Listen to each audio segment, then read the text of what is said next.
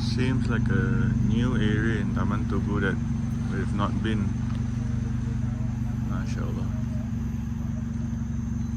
Hello, Assalamualaikum. Today is Sunday. There's a Malaysian Angel Society Earth Day somewhere, but I'm not sure where, so we'll just check it out.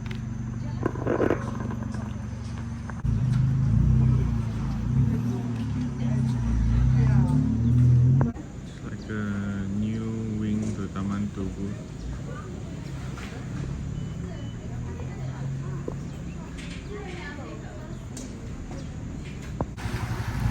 So apparently we have to walk outside and go down the other side for the event. So this is actually the CP9 hiking trails parking.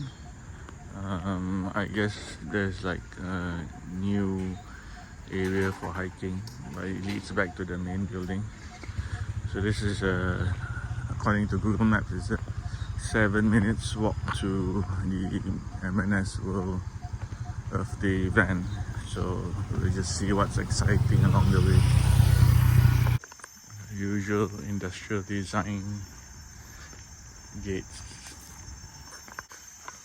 Not sure you can hear it, but super jungly. Small roads, not much space for walking or cars, but it's a real jungle in the concrete jungle. Alhamdulillah. Only 9 minutes, no, only 19 minutes from home.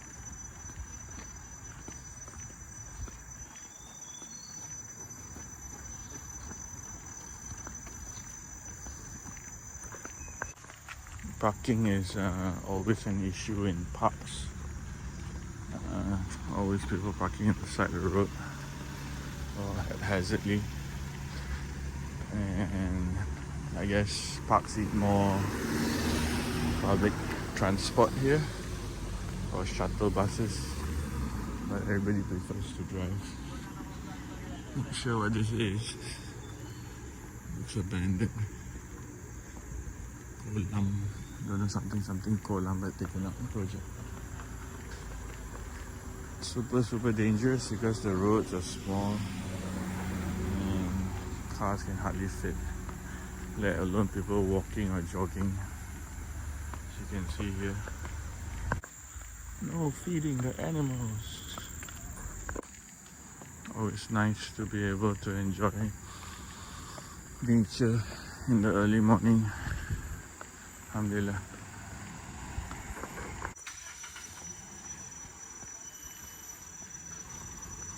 Blue skies, lovely sunny weather.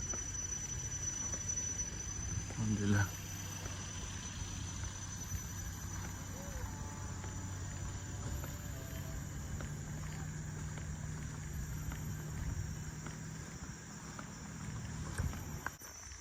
It's a glimpse of what's the main entrance look like.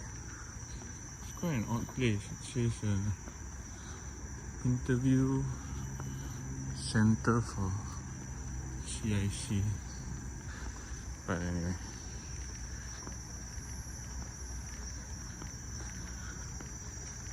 it's not very early in the morning. It's almost 9:30 already. I guess that's when the crowd goes back. It's a nice fencing, not cheap to maintain either, but here we are. Alhamdulillah, 7 minutes away. You can walk in the trails inside to get here, but according to the guide, this is like the nearest. Alhamdulillah.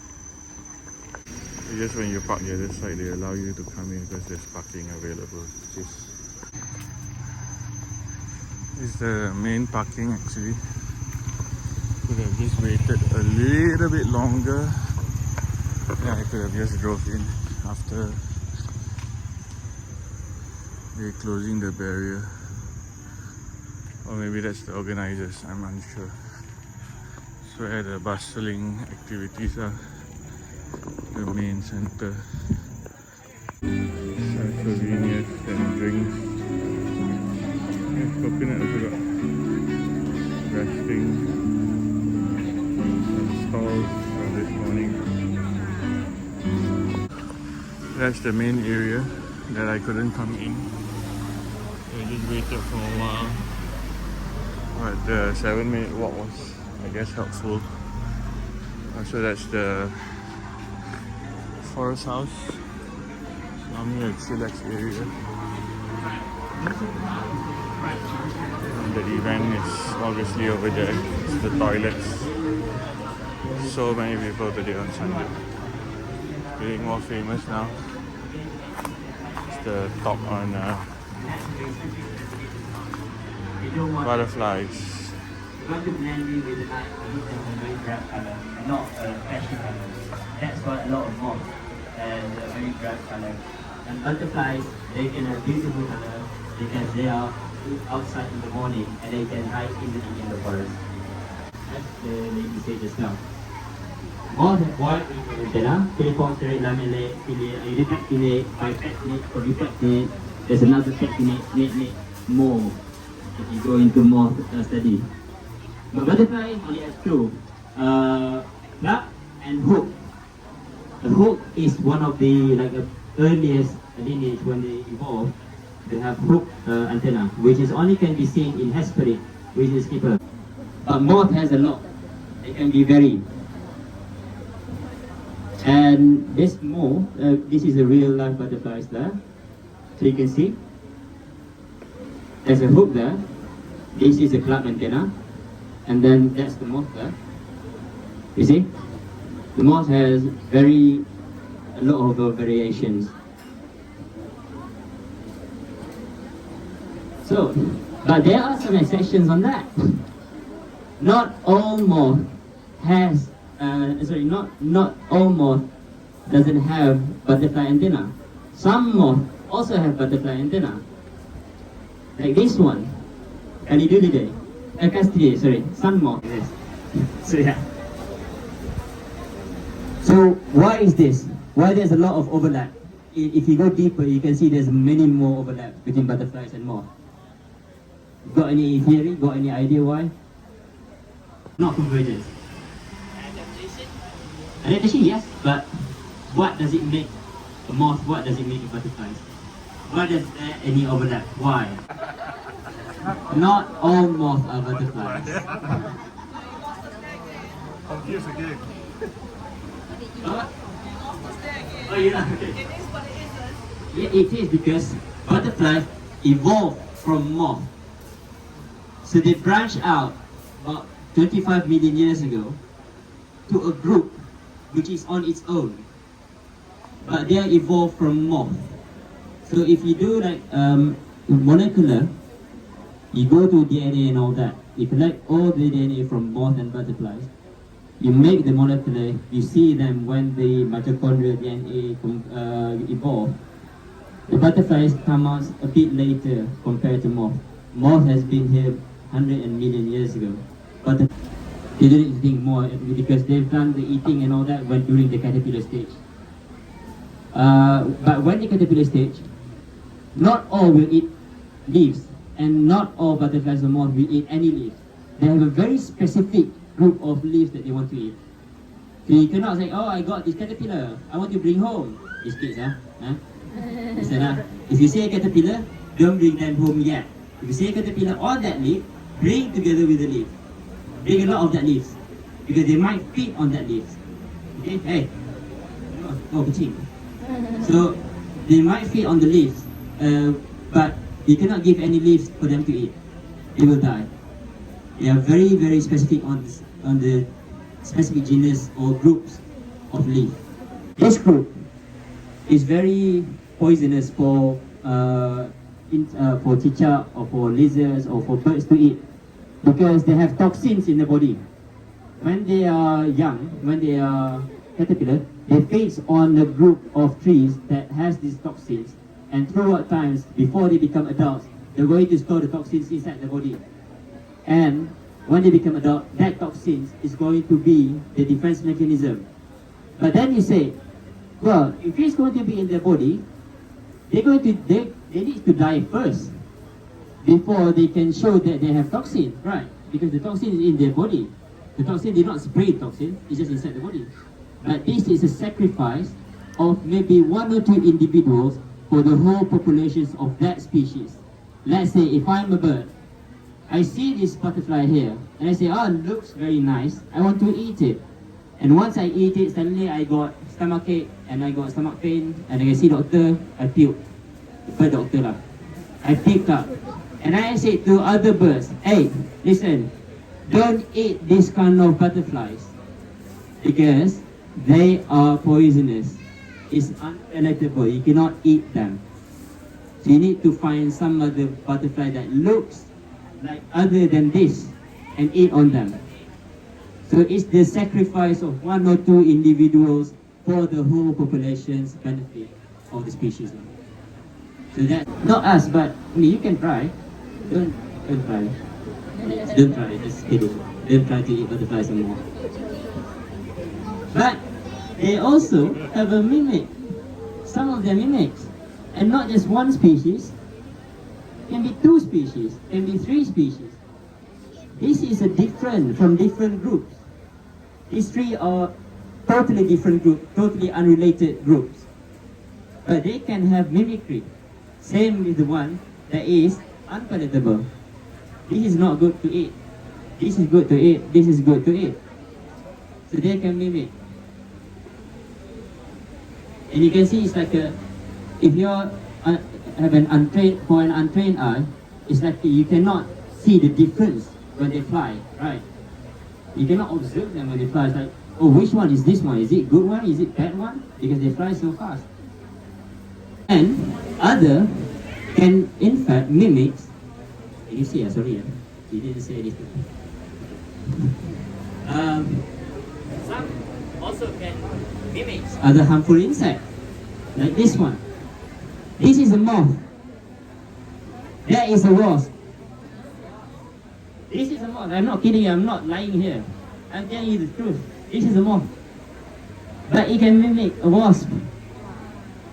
This is a group called Cecilia, clear-winged moth.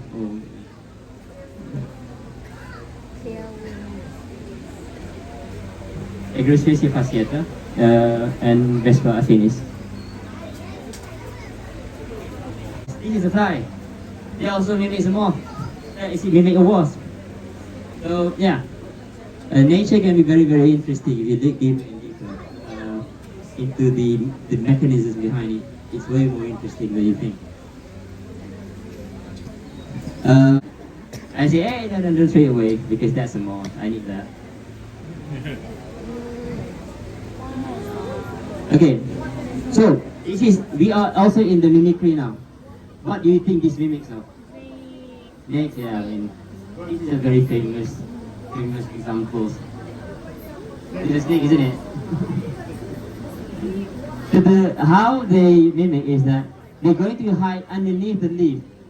Just poke this one up, just next to the leaf. Like, let's say this is the leaf. They're just going to poke that one side out like that. Just like that, just to showcase the snake head. So that you can see they have eyes, mouth, and if you look at underside, they have the same thing. They have eyes and mouth. Not mouth, I mean you can see the snake but yeah. And that is called Batesian mimicry, where a harmless species try to mimic a harmful species. Can you see? Okay. So this is unpalatable, but they mimic each other. But why? It's because, let's say for the Batesian one, let's say if another bird try to eat the harmless one, they're going to there might be 2 different things here. If I train my eyes enough, I might find the difference between the harmful one and the harmless one. But for this one, both looks like this, and both are toxic. And if the birds try to eat this, they cannot eat it. If the bird try to eat this, they cannot eat it. So you know, okay, I'm going to give up. Maybe these groups all are not good to eat. So they will not attack this group anymore. And this one, can produce cyanide.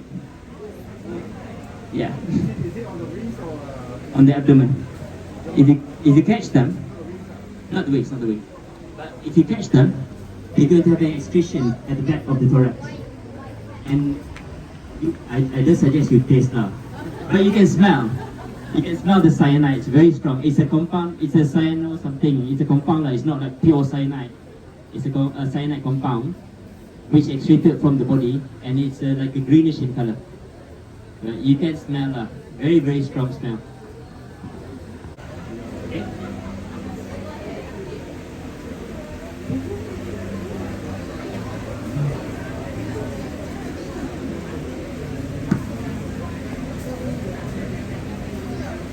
Yeah. So, why do you think that they need to have like two very contrast difference between the top part and the underside part? Why? Why? Any takers? You want to try? Yes. Yeah, give answer there. Why do I ask again? Anyway, so the confusion is go flash, meaning that when they fly in the forest, they're contrasting this part here. You can see like a very nice blue color, like blinking around the forest. And once you try to approach it, and then it disappears. But it does not disappear. It just mimics with the dead leaves, dried leaves, or soil. That's why they need to have the underside this color. A structural color, not a pigment color. You see our skin here? Our skin has melanin. I'm dark skin. I have more melanin than you. You are bright future. Bright skin too. So your skin has less melanin. That's a pigment that makes up our skin color. But for this one, blue color, if you see it in the nature, only one butterfly species have a true pigmented blue color. The rest doesn't have any pigment blue color. This is structural color. As I showed you before, with the scales and all that, scales have a nanostructure, which they will filter all the colors except for the blue. So they just reflect the blue color back. They just reflect the green color back. This blue color just reflects the blue color back. And if you take acetone or alcohol, you put it on the wings, the color will be disappeared. Because the gaps, the nanostructure has been filled by the alcohol and the acetone. So the color is no longer there. Because the light cannot reflect back. They cannot absorb that light yet. In production of notes, banknotes. That's where you can see, sometimes you play with the banknotes, you can see the color change. Like you can see, oh, it's like hologram. It's because they studied this one first before that. Okay, so we move to dimorphisms. So dimorphisms mean males and females has different structure. So that's male, that's the female. It's like human we have like laki and perempuan, like we are different. Same with butterflies, they also have difference. This is two different species, not the same. I'm just showing you this. So this is Lexias dirtia, that's this Lexias pardalis. Two different species, not the same species. And how can you tell? Say, oh, looks the same, what's the difference? That's the difference, the antenna point. That's it. This is always black, and that's always like yellow. That's the difference. This is extreme dimorphism. That's the male, that's the female. It's called apterous male, apterous female. Female doesn't have any wings, they cannot fly. So the female just going to sit there, wait for the males come, and then they mate, and then the female lay eggs, and then that's it. The male's going to die, female's going to lay eggs, and then cycle continues. This is another from Gombak because I've been there a lot of times. So Raja Brooks Birdwing. You know what the significance of these butterflies here? Do any one of you know the significance of these butterflies? You? Yes! That is our national butterfly. We have national flowers, which is not from Malaysia. I'm all ranting now. You know that hibiscus is not from Malaysia, but we made it as our national flower. Why? So yeah, luckily for butterfly, the genius up there managed to get the correct one, which is a native species. But for flowers, I do remember when they contest for the flowers, I think they have 6 or 5 flowers to be contested for our national flowers. 4 of them are Malaysians, native. Only one, the hibiscus, is not Malaysian. They choose that one. Why? It's not from here.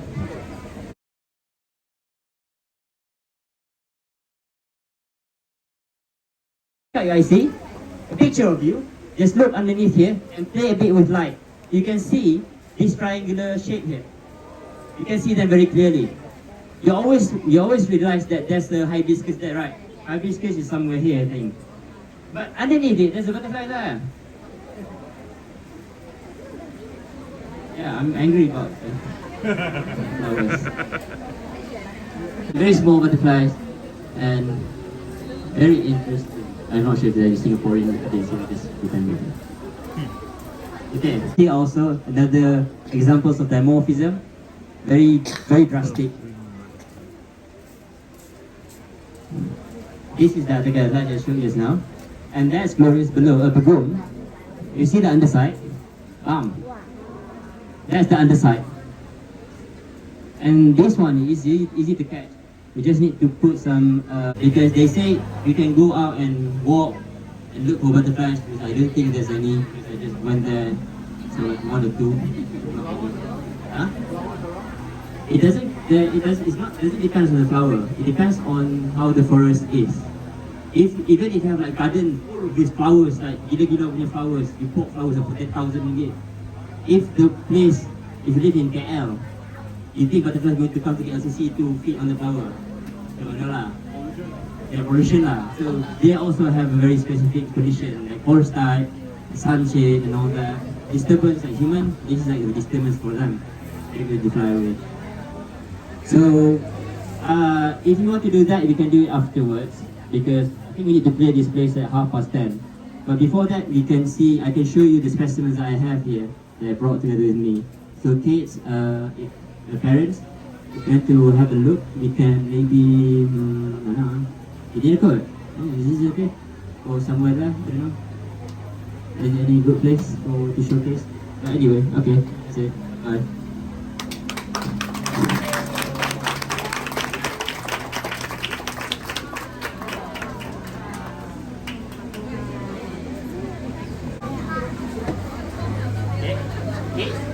Your hands, watch your hands, huh? Don't.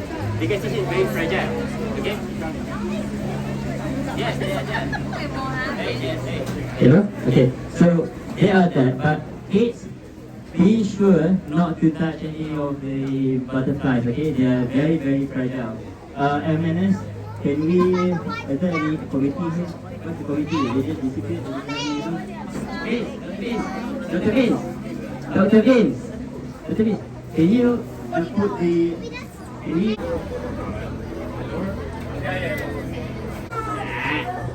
So you can see this here, this is the male, and that's the female. Yes, that's true. That is true, but not for all cases. You can see this is the male. The males are smaller than the females. It's because the females...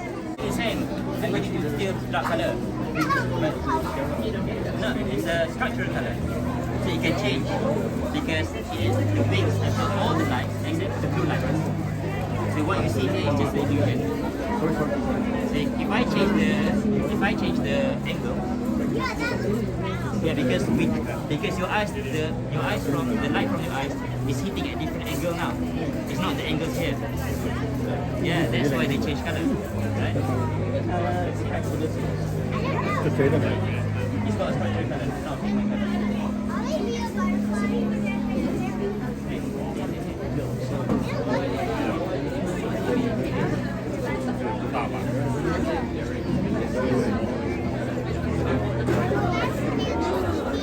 Yes, that's the male, that's the female. And you see there's a long tail here. Why do you think they need to have a long tail? And why do you think that moth usually needs to very tough, very hairy, very wabudu and very big? So moths usually have this kind of thing because they fly at night, and you know they need to absorb the echolocation from bats. the bats when they hunt, they're going to use the signal like transmitted signal, echolocation. So in order for them not to be eaten, they need to have a lot of them so that they can absorb, like the carpet lah. They can absorb the echolocation a bit, not all of them, but maybe 50%, that's good enough to not to tell where they are. And these tail here, when they're flying, they're going to twirl around. They're going to twirl around, also bounce the echolocation from there. So the bats do not know where they are. Maybe if they attack, they're going to attack the tail. They're not going to attack the body, which is the very important part. Vital organ there. A group of moths and butterflies here. So this is a moth, that's a moth, that's a moth, that is a moth. Everything is a butterfly.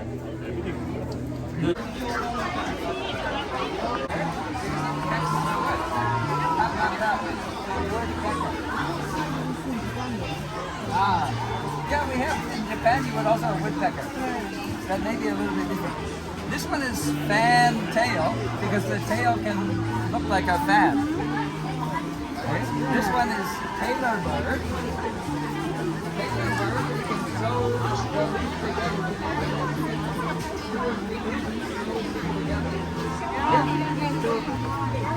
Yeah, no, leaf. And it takes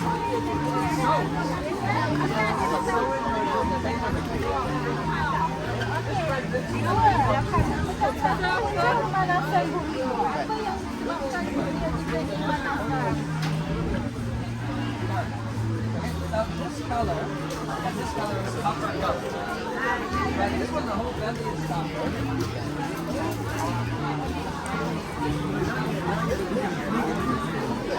Some of it is like blue color, right? So blue. So you see it was red, pink, right? Try to identify visually.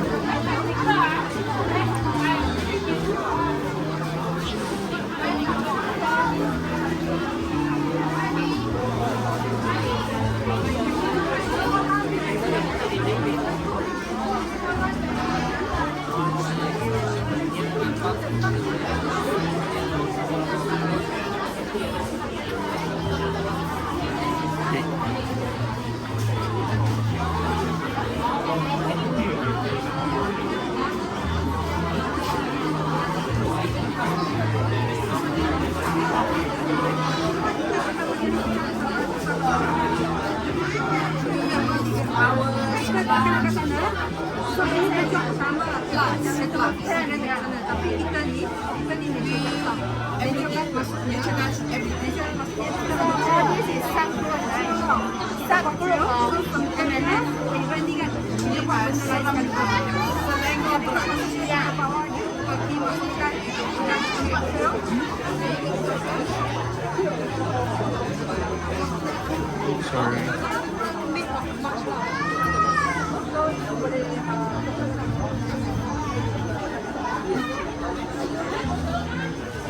That's floppy.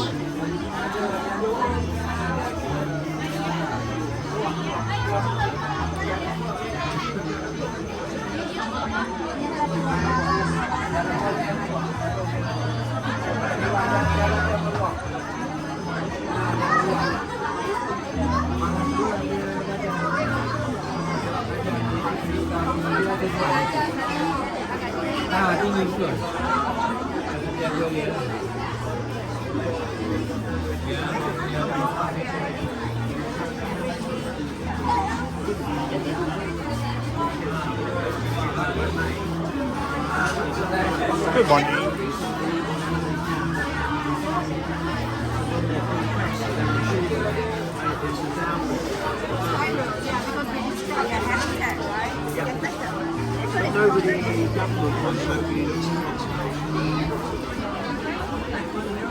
Well, they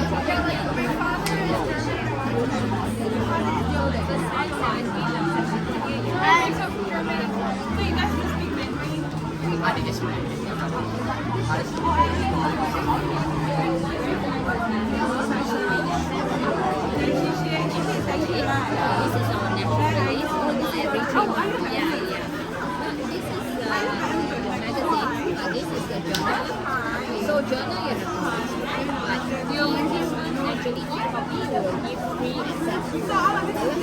So any activities that any activity actually you can get informed by Telegram. And once you join the MNS Earth, then you can China is famous for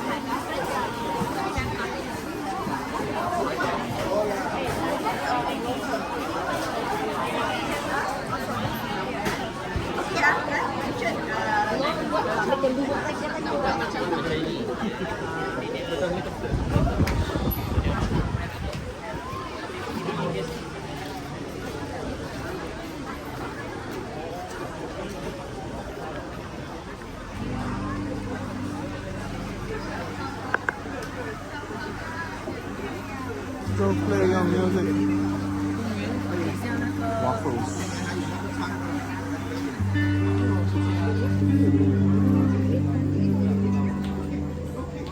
Nice rocket. Corn for Mika and waffles.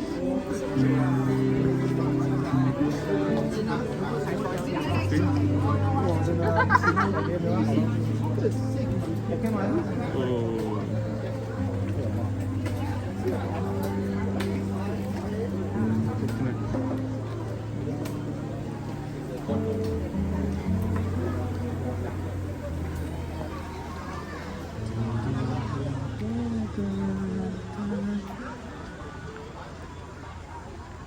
Uniqlo, Taman, Tugu, plant giveaway. No more plants to give.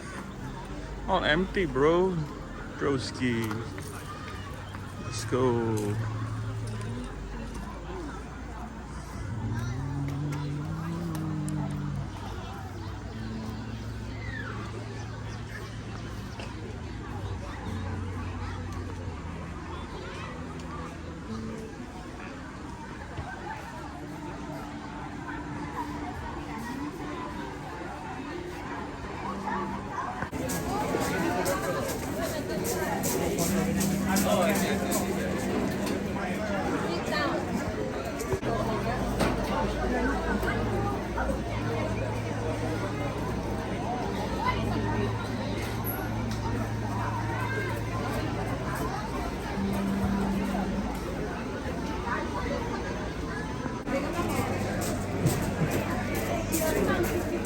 Okay, welcome to Taman Tugu, Malaysia!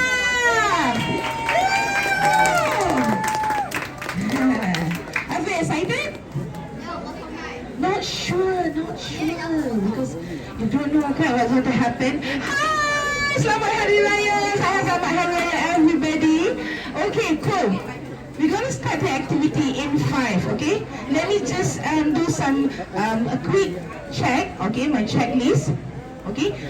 First thing first, I want you to feel comfortable. Put away your things. Your water bottle should be under the table, your bag. Okay, I want you to feel comfortable. Oh, you're comfortable with your bag, no problem, okay? Can you give me a big smile? Everybody, give me a big smile. Okay, cool. Okay, number 1, comfortable. Number 2, smile. Number 3, can